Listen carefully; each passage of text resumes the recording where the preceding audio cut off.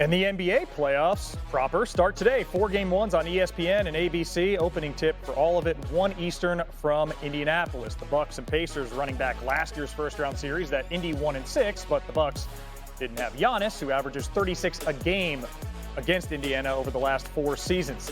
Then Nikola Jokic and the Nuggets host the Clippers after a season in which Joker became the first qualified player to finish top 3 in points, rebounds, and assists per game.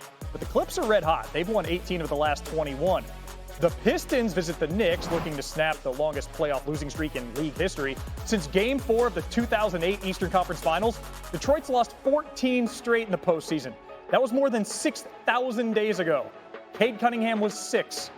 And in the nightcap, the Wolves run into Luka for a second straight postseason after Doncic, with his ex, eliminated Minnesota in last year's West Finals. The Lakers host a Game 1 in LA for the first time since 2012. The NBA Countdown crew has more. Y'all, we are so excited. We made it. The playoffs are here. Alongside Udonis Haslem, Brian Windhorst, I'm Malika Andrews. UD, when we are looking at this Saturday slate, which is the perfect mix of games to kick off the 2025 postseason, is there one game that you're going to be watching most closely? Well, there's so much parity in the playoffs this year, but I'm really looking at that Detroit and New York series. I really want to see Cade Cunningham and that young team take that next step. I understand that New York team might have the edge over them in experience, but I really think that team takes the jump. So Clippers and Nuggets has been something I've been excited about all week. Right, if you see anyone with cheerleading pom-poms outside of Ball Arena, it is Brian Windhorst. Not for either team, but for this matchup. Look, I have so much respect for Nikola Jokic. They've got Jamal Murray healthy. This is what they've been building towards. They got the last 3 wins to earn this 4 seed.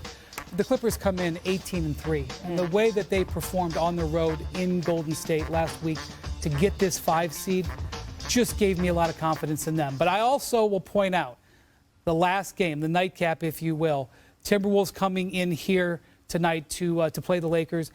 I know there's a lot of excitement about this Lakers postseason. I know that the Lakers did great to earn this 3 seed. They really put themselves in good position. The Timberwolves are a confident team. Yeah. 17-4 coming down the stretch to get 6th place. I think they relish the fact that no one's given them a chance outside Minnesota. So that, I want to see how that series gets started off. I look for Minnesota to come out and try to throw the first punch. And Anthony Edwards said that. He said, well, you know what? We have everybody right where we like them. We like that no one is talking about us right now in this series. They are absolutely coming into it with a whole lot of confidence. How about earlier in the day? The Pacers and the Milwaukee Bucks. There is a recent storied history, let's say, between these two franchises. And we've certainly seen the Dame celebration by Tyrese Halliburton, stealing the game-winning ball, all of this. But the ultimate X factor in this is when Damian Lillard is going to be available. We heard him speak for the first time, UD, since he was diagnosed with that blood clot. It sounds like he is on his way back, even if it won't be for Game 1. Yeah, it definitely won't be for Game 1, but I said this earlier. I think Giannis can get you through Game 1, but ultimately they're going to need Dame Lillard if they want to win this series. But I'm a big Payne guy. Over the summer, the team that sent you home, you hang that picture on your wall, and you stay up every night till you get another opportunity to avenge that loss. So I'm going with Milwaukee in this one. I'm just imagining if you're driving like behind Udonis and there's a bumper sticker that says, I'm a big Payne guy. What are you thinking when you see that? Y'all, the playoffs are here. I saw this guy play for 20 years. It's the best time of year. We'll be with you for it all. Well, UD is motivated by pain. I'm motivated by points. Expect plenty of those in T-Wolves Lakers. 3 of the 9 highest scoring players in NBA playoff history are going at it between Luka, LeBron, and Edwards. Only Michael Jordan scores more in the playoffs than Luka, who went for 32 points and nearly 5. Get down with us, David Dennis Jr. and Quentin Richardson, and we're going to go through something that stands out in each one of these series, and we're going to start in the East. Bucks, Pacers, Q, we're going to go to you first here. This just got a whole lot more interesting because it sounds like we're going to see Damian Lillard at some point in this series. Absolutely. I mean, that's one of the biggest pieces of news to come out of this series. But for me, I feel like with him being out and not being available for Game 1, the Pacers got to try and take advantage of this and go get that win, because without Dame Lillard, your all-star point guard, top 75 point guard, that's a window of opportunity for the Pacers to try and go out there and make the most of it and get that game.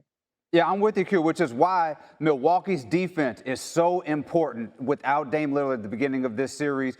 This Pacers offense is on fire. They're top 10 offense in the league, and that starts and ends with Tyrese Halliburton. This team is 25-3 when he has more than 20 points. this season. They have 7 players in double figures, and this Bucks defense has not been able to get more than 1 turnover from Tyrese Halliburton at all so far in this season. They have to slow this team down. They have to defend that pick and roll because they're not going to be able to outscore this team, especially with Dame Lillard out of that lineup early in this series. Let's go to the 4-5 in the West. Nuggets, Clippers. Denver has home court, but Q, your former team, LA, favored. What stands out in this series? Kawhi Leonard all day long. He's been playing like an all-star MVP version of himself. He's healthy, and everybody knows if Kawhi is healthy and he's available, this is what you get. And then you combine that with the way James Harden has played. James Harden is all NBA status this year, not just all-star. He should be on one of those 3 teams for the way he's performed. And to sum it up, man, Big Zoo in the middle. No one in the league has held Big Joker to a lower field goal percentage since he's come in the league other than Joker.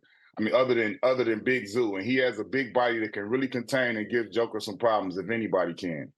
All right, guys, so I've been watching Back to the Future, been binging Back to the Future, exposing my son to Back to the Future, a classic, right? So we're going to get in a DeLorean right now, and we're going to go back to 2020. We're going to go back to that bubble, and we're going to talk about the Jamal Murray that we saw in that bubble, the guy who put up multiple 50-point games, the guy who had 34 points more than 10 times, the guy who came back from 3-1 against that same Clippers team where Kawhi had no answer for him. There was nothing that they could do against him defensively. That is the Jamal Murray we got to put back in the DeLorean and bring him back to 2025 because he has to show up. We don't know what his health is. He struggled the last couple games coming back, and the Clippers are going to put Chris Dunn on him the entire game, and if he's not on him, Kawhi is going to be on him. So this series is won or lost with Jamal Murray. What's interesting is both of these 2 teams have played really meaningful games down the stretch, too, because it's kind of been that playoff feel for both the Clippers and the Nuggets already. If we're going to go in, is the DeLorean? DeLorean, yeah. All right, we're going back in the DeLorean. You show her the movie. I need to binge Back to the Future. Okay, if we went in the DeLorean, Hot tub time machine. right. if we went in the DeLorean, we watched Pistons Knicks like back in the day. This would be such a gritty fight. What will we be watching in this one though? In present day, Q, what do you got? The Knicks need to do whatever they can to contain Motorcade. Cade Cunningham has been a thorn in their side, averaging easily over 30 against them this season. I feel like if the Knicks can find out a way to slow this guy down, he's also an all-star, somebody who's looking to try and make the All-NBA team. But he is the lead dog in that kennel over there with the Pistons. They got a lot of young guys. I look for them to try and muck the game up, present their physicality, try and put their identity on the game, and make it as difficult as possible. Make it a dogfight for New York. That's what they got to go out there and do. I'm with you, Q. This is why I've been saying that Cade Cunningham is going to be the best player in this series. A bunch of folks in New York have been attacking me for about a week for saying that. But this is why their other secondary option for the Knicks, Karl Anthony Towns, is the difference maker in this series. He's averaging about 24, 11, and 5 against Detroit so far in this series, shooting about 44% from 3. He has to be dominant in that paint. I know Beef Stew is down there. I know Duran is down there. Karl Anthony Towns has to dominate, not just offensively, though. They're going to be hunting him on those switches. Cade Cunningham is going to be unstoppable unless Karl Anthony Towns figures out a way how to be better defensively on the interior and in the perimeter. This has to be a Karl Anthony Towns series for the Knicks to win. You're talking Cade, 30.8 points per game head-to-head against the Knicks this season. We're going to wrap this up with the 3-6 out west. Wolves-Lakers closes out our quadruple header today. Q, this one tips 8:30 p.m. on ABC. What stands out between Minnesota and L.A.? Luka and LeBron, fellas. Luka and LeBron all day, every day. These are 2 of the biggest names in the NBA, and they're on the same team. I feel like if they go out and they play and they put their imprint on the game, Minnesota does not have enough to be able to beat the Lakers. I know they can make it difficult. They have superstar Anthony Edwards, but if Luka goes the way that he's able to go, and you have LeBron playing off of him and being who he could be, Austin Rivers, I don't see Minnesota having enough right now to contend with them, especially, I want to see where Julius Randle will be at this series. They need a huge series to even be in contention from Julius Randle. Yeah, Julius Randle and those bigs are hugely important in this series. Stop me if you heard this before. This is about Rudy Gobert and how he's going to play and if he's going to play when the team goes small. Rudy Gobert has put a couple of 15 and 15 games together in the last 10 for this Minnesota Timberwolves team. They have to be big. Him, Naz Reid, Julius Randle, they have to look at this Lakers team and say, get these little guys up out of here. Get Vanderbilt out of here. Get Rui out of here. You are too small for us. And they have to dominate in the interior and stay on the court defensively if the Timberwolves have a shot. Listen, the Timberwolves are probably still having nightmares about what happened last season because Luka, like, almost single-handedly took them out of the Almost postseason. single-handedly? Well, pretty much single-handedly took them out of the postseason. So if I'm the T-Wolves,